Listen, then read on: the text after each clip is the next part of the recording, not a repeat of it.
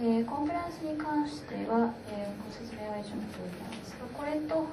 企業の社会的環境への適用というのを図で見ていただきたいと思います。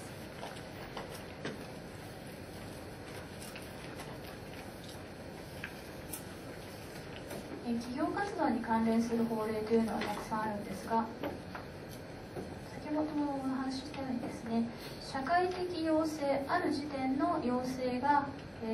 言になって法令になって決められたものというのが法律です。ですから法律の背後には必ず何らかの社会的要請があります。で、企業活動にとって一番重要な社会のニーズというのは需要となって現れているわけですが、それ以外にもいろんな、最近はですね、情報環境の大きな変化があります。それに対しては、大体これは主な法律ですけれども、個人情報保護法などが定められていますし、それから、安全に関する環境に対しては、建築関連法等々の法律が定められています。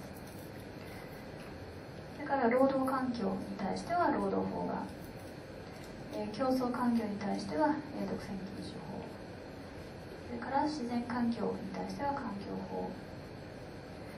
金融環境に対しては、金商法などの法律が、定められていると。結局、こういうふうに企業活動の周りにはさまざまなこういう環境要素が取り巻いていて、その環境要素に対して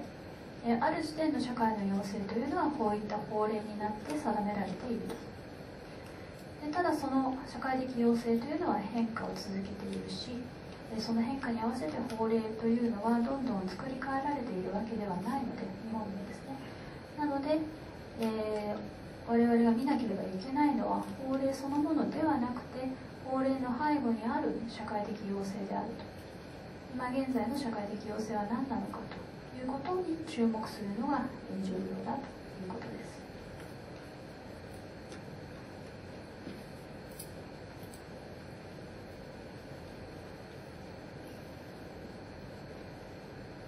これは企業法の体系といって上級の方のテキストに確か書いてあったのかなと思いますけれども、日本における法体系というのはざっと企業に関連するところを大まかに取り出して、形にしたものです。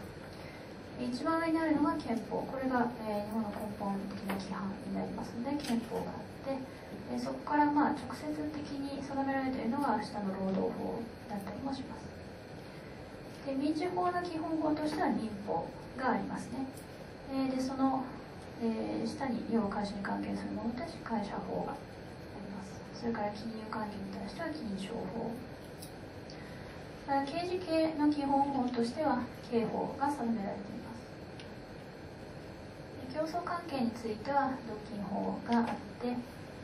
憲法から引き出される形で知的財産法もあるんですが、例えばこういった法令を置いたときにですね、目的がバッティングするような場面があります。後でもう法令のところで出てきますけれども、独占禁止法という競争を促進する法令に対して、知的財産法はですね、ある程度発明者の利益を確保するために競争を阻害する面があったりもします。そういった形で過去法令がバッティングする場面というのが法令上解決されているものもあるということで、この相互の矢印の形にしています。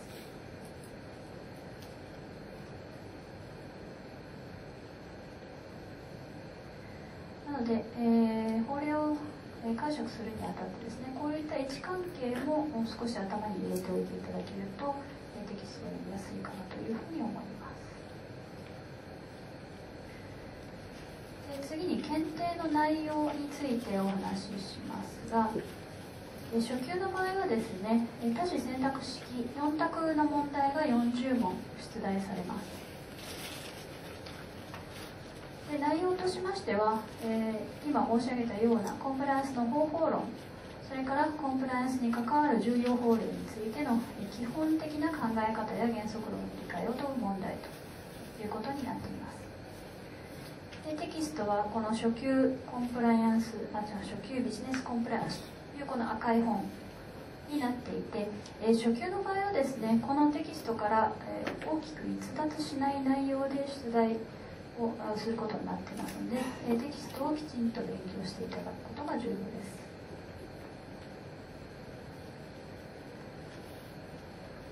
それから次に、この初級の講座では、あまり法令に触れてない方も初級を受けられるということですので、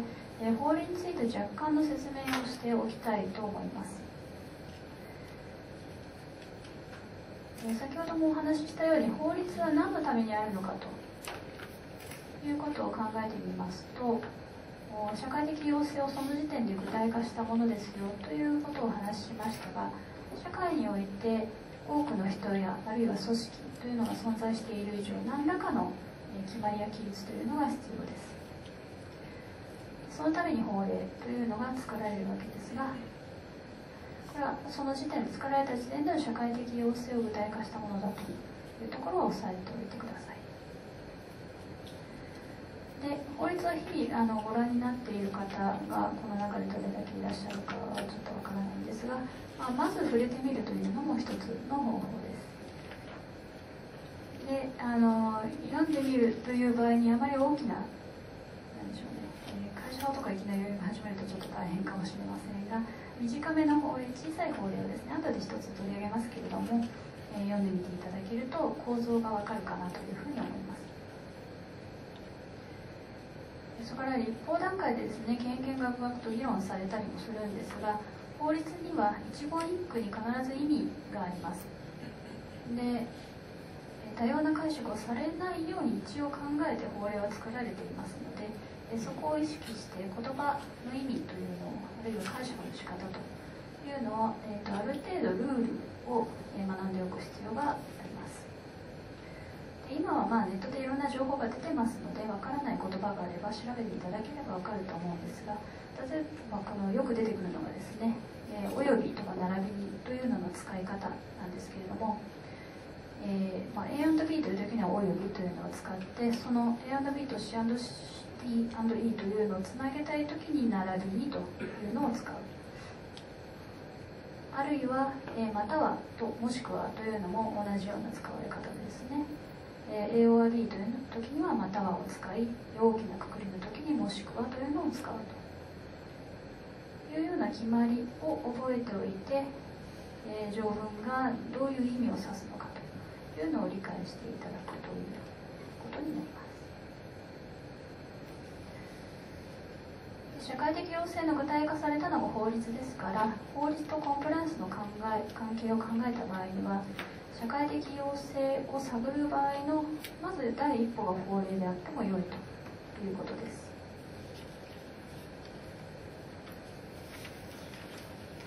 で、普段、6歩を使っておられない方に対してここはご説明をしようと思っているんですが、以前はですね、6歩といえば紙のものでしたので、判例が載っているものと載っていないものに大まかに分けられていて、判例が載っているのは、三省堂の模範6法、それから有比較の判例6法プロフェッショナルというのが一番多く使われていると思うんですが、デスクに置いておく分にはこちらの2種類のどちらかがいいのではないかと思います。これはどちらでも好みによってということになるんですけれども、ただ重くてあまり持ち運びできないというのと、情報が探しにくかったりも、当初慣れないうちはそうだと思いますので、あとはその持ち歩きあるいはその手頃に使うという意味では判例が載っていないデイリーとかポケット6法というのも、使ってみたらいいのかなというふうに思います。有さんはこの2つを載せてたんですけども、最近はですね、私もそうですが、外でとりあえず法令を見たいときにはスマートフォンのアプリで入れておくというのが一番軽くて見やすいというのがありますので、これで入れておいて、机の上には6本を置いておき、出先ではスマホを入れるという使い方が一般的かなと思います。それから法令の名称についてですけれども、注意しなければいけないのが、私も使っているアプリのスマートロックですかね、条文だけ載ってるのがあるんですが、それを引くときにドッキングを引こうと思っても、どのところを見ても出てこないというのがあります。それはもちろん、もともとの法令名がですね、私的独占の禁止及び公正取引の確保に関する法律という名前ですので、これで引かないと出てこなかったりもします。それから短くして、例えば製造物責任法を PL 法と呼んだり、それから特定電気通信機器の提供者の損害賠償責任の制限及び発信者情報の開示に関する法律というのはプロバイダー法というふうに、通常呼ばれています。それから一つ一つの法令は、別としてですね、その一括りで呼ばれることが多い法令も、あります。労働法、環境法、それから知財法、倒産法等々ですね。そういった呼ばれ方は、労働法といって労働法という法律があるわけではないので、そのあたりは注意してください。6法を1つ買っていただいて、目次とかを見ていただければこの辺がわかるかなと思います。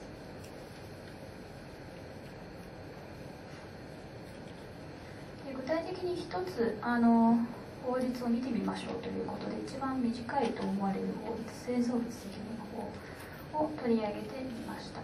これは全部で6条しかない法律です。で、6法のところにですね、製造物責任法、平成6年、第85条第85項というふうにあるんですが、これは交付の日を指しています。で、まず法律の第1条には、大抵目的が書かれていて、この製造物責任法 PL 法の場合には、製造物の欠陥により人の生命、身体または財産にかかる被害が生じた場合における製造業者等の損害賠償の責任について定めることにより被害者の保護を図り、もって国民生活の安定向上と国民経済の健全な発展に寄与することを目的とするという目的が出ています。その一番重要なメインの目的というのは被害者の保護にあるというところですね。で、2条には大体定義が載っています。で、ここではこの法律において製造物とは製造または加工された動産を言うというふうに書いてありますから、製造または加工されたものでなければこの法律の適用範囲ではありません。また動産でないもの、不動産ですね、不動産についてはこの PL 法の対象ではないということがここを読めば分かります。それから2項で、この法律において欠陥とは、当該生物動物の特性、その通常予見される使用形態、その製造業者等が当該製造物を引き渡した時期、その他の当該製造物にかかる事情を考慮して当該製造物が通常有すべき安全性を書いていることを言うというふうに定義されていますので、ここ、通常短く言うとですね、ここを取るんですが、通常有すべき安全性を書いていることイコール欠陥であるという定義が出てきます。で、3条のところに、この、法令のメインのところだと思いますが、製造物責任というのが定められています。製造業者等はその製造、加工、輸入などをした、製造物であって、その引き渡したものの欠陥により他人の生命、身体または財産を侵害したときは、これによって生じた損害を賠償する責任に任ずると。こういう時にこういう責任が生じますよという要件効果が定められています。で、ここで注意しなければいけないのは、正し書きがついているということ。ただし、その損害が当該製造物についてのみ生じたときは、この限りでないというふうに書いてありますので、例えば、ストーブが、燃え広がってですね、燃えてしまって、人が怪我をしたというときには、PL 法の範疇に当然入るんですが、そのストーブが燃えてしまっただけで他に何も発生していないということになると、PL 法の適用ができるかどうかという問題が出てくると、できない可能性があるということですね。それから4条に免責事由というのが定められています。メーカーの企業の方であれば、ここは非常に重要なところ。前者の場合において製造業者等は次の覚悟に掲げる事項を証明したときは当序に規定する賠償の責任に任じないと書いてありますから、この下の1号2号に当たるということを証明できれば賠償責任を負わなくてよいということになります。この1号にあるのはですね、当該製薬動物をその製造業者等が引き渡した時における科学または技術に関する知見によっては当該製造物にその欠陥があることを認識することができなかったこと、その当時の知見では、欠陥が分からなかったというのが証明できれば、メーカーの責任は、なくなります。裁判になった時に、支払わなくてよいという結論が出るということですね。それから5条に期間の制限が書いてあって、3条に規定する損害賠償の請求権は被害者またはその法定代理人が損害及び賠償義務者を知った時から3年間行わない時は時効によって消滅するというふうに書いてありますので、損害が起きたこと、それと、誰が賠償義務を負うかというこの両方を知った時から3年間が、時効であるということです。ここではやっぱり「および」が「または」ではないというのが非常に重要なところで、賠償義務者が誰かというのが分からなかったら、分かった時点から3年間損害賠償の請求ができるということになります。で6条では民法の適用、この製造物の欠陥による製造業者等の損害賠償の責任についてはこの法律の規定によるほか民法の規定によるというふうに定めてありますので、これは5条しかない条文ですから、これ以外の部分については民法を適用するということになります。で法律でよく不足というのがついていますが、ここには施行期日についての記載があります。この法律は公布の日から起算して1年を経過した日から施行し、その法律の施行後にその製造業者等が引き渡した製造物について適用するというふうにありますから、先ほどの公布の日から1年後に、引き渡したものについて適用されるということが分かります。これは法改正の時とかにいつから適用されるんだと、当社のいつの取引から適用されるのかというのを判断したい時にこういうところを見るということになります。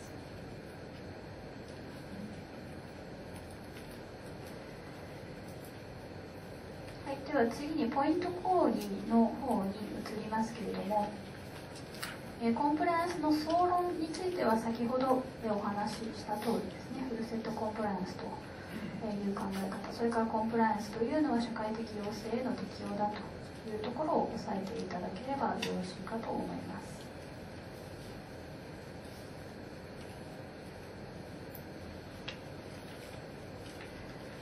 過去法令をざっくり見てみたいと思いますが、この赤いテキストですね、ビジネスコンプライアンスのテキストを順番に見ていただいてもいいかなと思うんですが、ざっと触れていきますと、まず憲法というのは国の根本規範です。ただその目的というのはですね、あまり認識されてない、ことも多いと思うんですが、憲法の目的は国家権力を制限することですね。国家権力を制限して個人の権利と自由を保障するというのが憲法の目的です。なので、憲法を守らなければいけないのは国家公務員であるというのが90ですかね、に書いてあります。でそれから憲法は、根本規範ですから最も基本的な社会的要請がここに現れているというふうに考えていただいて構いません。であまりに基本的なところが憲法に掲げられてますので、具体化する法令というのは他に定められていたりもします。先ほどご指摘したその労働法が憲法の27条28条に基づいているというのがこういうところです。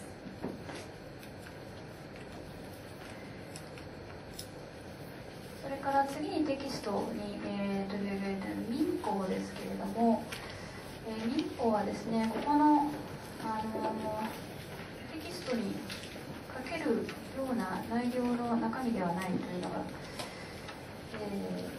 全部で1044条もある法律であるというのと、人と人との関係を規律する民事法の一般法として非常に重要な法令です。で、これ民法は皆さん法学部の方はご存知かと思いますが、授業で取り上げるとしても大変な時間数を要するような科目なわけで、これを全体的に理解してあるいは把握して覚えるというのは非常に大変なんですが、このテキストに取り上げられているところを主に題材にしてですね、条文を引きながら勉強していただけるといいかなというふうに思います。でここでポイントとして指摘しているのは、あらゆる契約関係に関係しますよということと、あと契約関係にない場合ですね、例えば不法行為ですとか不当利とか、あと事務管理、それから時効の問題等々というのは、相手と契約関係にない場合にも、利用できる法律構成だったりしますので、そのあたりにも注目していく必要があります。全1044条ある民法の構成ですけれども、まず1編が相続となっていて、2編から物件、債権、親族、相続というふうに分かれているんですが、この1編というのがその2から5に共通するものを集めたという形、パンテクテン方式といいますが、そういう作り方をしています。なので1編の規定は特に重要だということが言えます。テキストで取り上げているのはですね、契約というのは意思表示の合致であるよということ、それが70ページぐらいですかねに書いてありますし、あと権利能力と合意能力というのは後で取り上げる過去問にも出てきますけれども、ちょっと言葉の意味をしっかり理解しておいていただきたいところです。それから93条から96条の意思表示の部分は非常に基本的な民法の考え方の部分ですし、契約関係において非常に重要で、実務でもよく出てくるところですので、ここはよく見ておいてください。それから代理に関しては、ちょっと難しい面があるので、あまり試験問題には出ないかもしれませんが、実務的には重要です。から履行の強制というのが414条、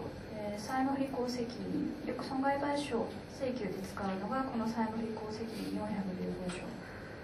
か不法行為の79条という場合が多いので、415条は非常に重要な条文です。それから危険負担という、どちらにも責任がないときに、代金とかをどうしましょうという問題については534条と536条から担保責任ですね、売買の時とかに、その後どうするのという問題を561条以下で定めてあります。それから非常に実務上よく使うのは不法行為709条以下ということなので、ここに挙げている条文をですね、ぜひ何らかの方法で、読んでいただきたいと思います。それから典型契約という言葉が出てきますが、これは、民法上、出てきている契約形態のことを典型契約というふうに言います。典型的な契約を集めたものなんですけれども、でこの典型契約には諾性契約と擁物契約というふうに種類を分けることができます。諾性契約というのはお互いの意思の合致だけで成立するものから、擁物契約というのは、物の受け渡しが必要であるというものです。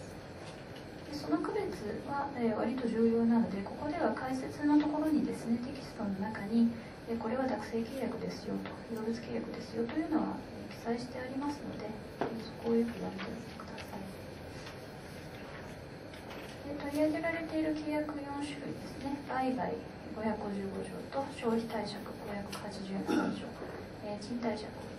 条、請負の632条というのも、この4つも非常に重要な契約ですので、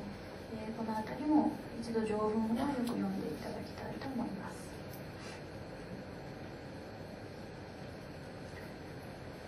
それから次に会社法ですけれども、これは会社法は、会社の設立や組織、運営及び管理の基本について定めてある法律です。で一つにはですね、その取締役が、株主の意図しない取引を行うことを防ぐという目的もあるので、これは後ほど過去問で出てきますけれども、利益相反取引とかの、規定を、見ておいていただく必要があります。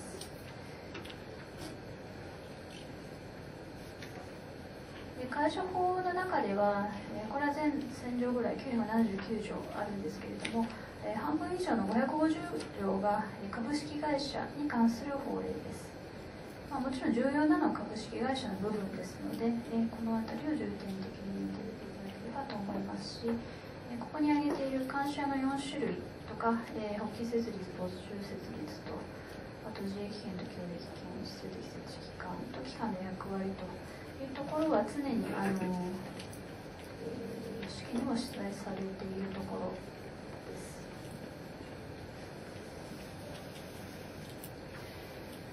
独占禁止法に移りますが、これは、目的は競争を阻害する行為を禁止するというところが一番重要なところで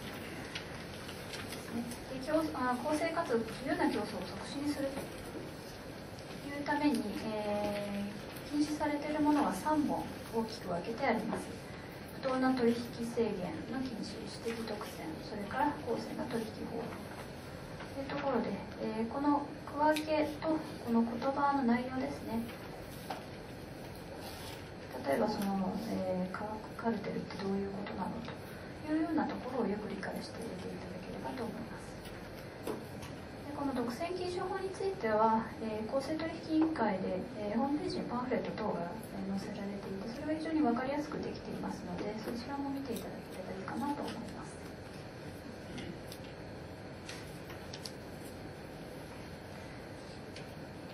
それから知的財産法ですけれども、これは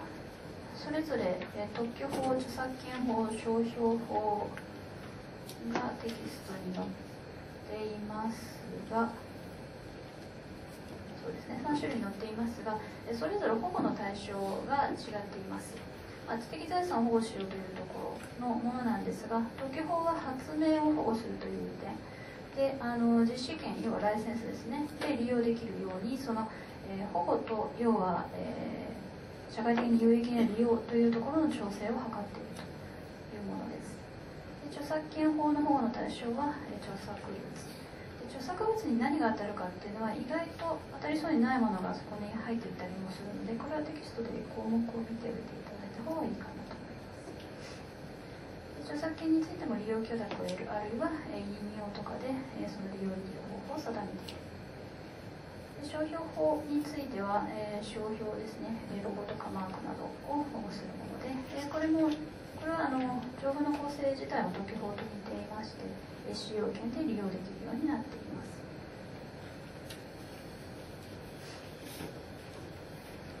それから次に、取り上げられている金融商品取引法ですけれども、これはその金商法ができる前、証券取引法あるいは、金融先物取引法その他の法令をまとめたものであるというところは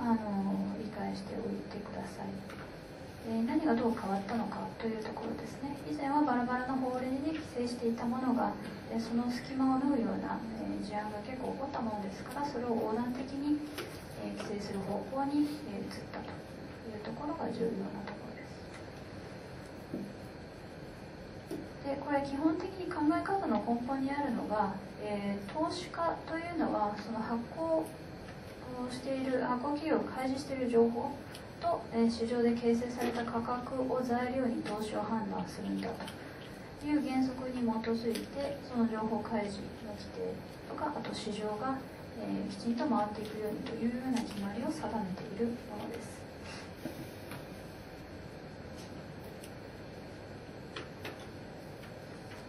なので、横断的な利用者保護、内容のところに移ります。横断的な利用者保護、あるいは開示制度、それから、取引所の自主規制の点ですね。それと公正取引への厳正な対応、罰則が結構ありますよというようなところが、出題されることが多いです。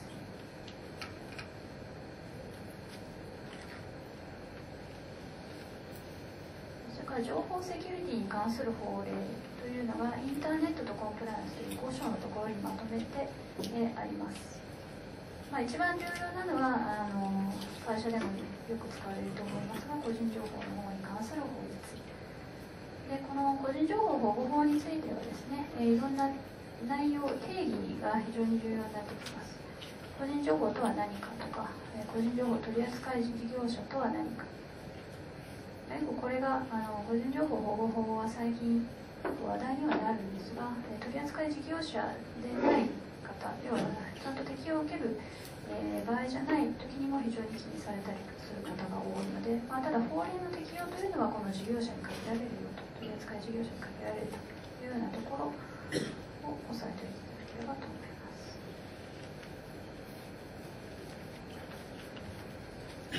それから環境法は先ほど、いろんな法令を集めてこういうふうに読みますよというふうに言いましたが、環境基本法から始まって、いろいろありますので、これをひっくるめて環境法と呼んでいる。で、一応法令の名前はですね、ちょっと注意してみていただきたい。水質汚濁防止法、土壌汚染対策法ですとか、そういう法令の名前がある。で、内容については概要はテキストに出ていますので、後でも解説しますけれども、テキストに出ている程度のことは押さえておいていただきたいと思います。だから消費者に関連する法律ということで、ここにまとめて書いてあるものがテキストに載っています。でこれは基本的にその事業者の方はですね、情報量もあって交渉力もあって非常に消費者に対して、圧力をかけることができるという状況から消費者を守るというのを目的に、作られた法令ですので、そういった方向性をまずは理解していただいて、あとはそれぞれの法令が、何を規定しているのかというようなところをテキストに従って、学習していただければと思います。それから労働法については先ほどもお話ししたように、憲法の27条、28条に基づいて定められているものであって、労働基準法というのは、強行法規です。ここは重要ですね。労働条件の最低限を隠していて、これを下回ることはできないという意味で強行法規。それから労働条件決定の仕組みというのはなかなか分かりにくいところがあるんですが、これもテキストの中でまず最低限を労働基準法で定めておき、でその上にそれを上回る条件であれば、労働協約で定めることができます。で、その上に就業規則というので、統一性を図ることができるという構造になっていますので、この順番と等々を見ておいてください。で、企業としてはですね、従業員との関係では、公益通報者保護法というのも重要な点になってきています。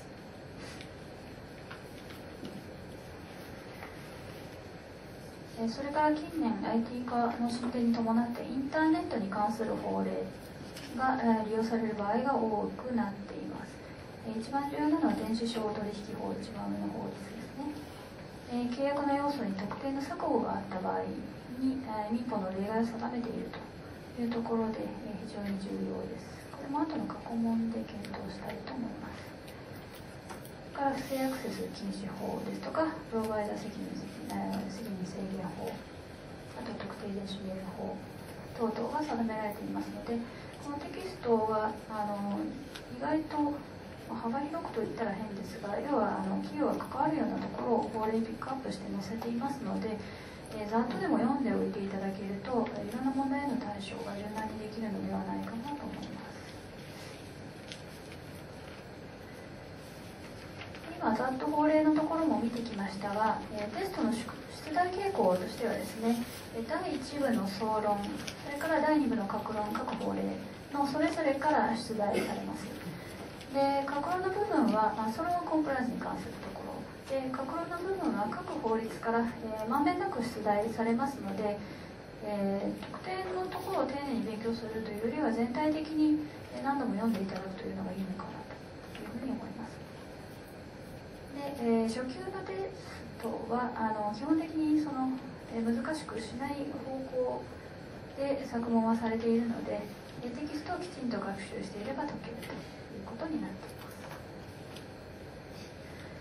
す。ですから最後にその受験に向けた勉強方法ですけれども、まずはテキストをよく読んでいただくこと、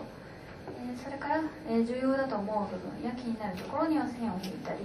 調べてみたりですね、書き写したりしてみると。それと6法を近くに置いてこまめに引いてみるというのは非常に重要なところです。法律読み慣れてないと知らない言葉も出てきて分かりにくいですが、そのうち慣れますので、やってみてください。でコンプライアンスのところでお話ししたように、法令の趣旨や目的というのは非常に重要です。まずはそこを把握してみてください。でそれから先ほど読んでみたようにですね、法令を口に出して読んでみたりして、用語の定義を覚えてみると。でそれから最終的には事例を、考えて、それがどういう法令に適用されるのかなというようなところを考えてみるというのが、よろしいかと思います。で結局、法令の理解を通してですね、その背後にある社会的要請、にたどり着くというのが、ビジネスコンプライアンスの、第一歩であるというふうに考えます。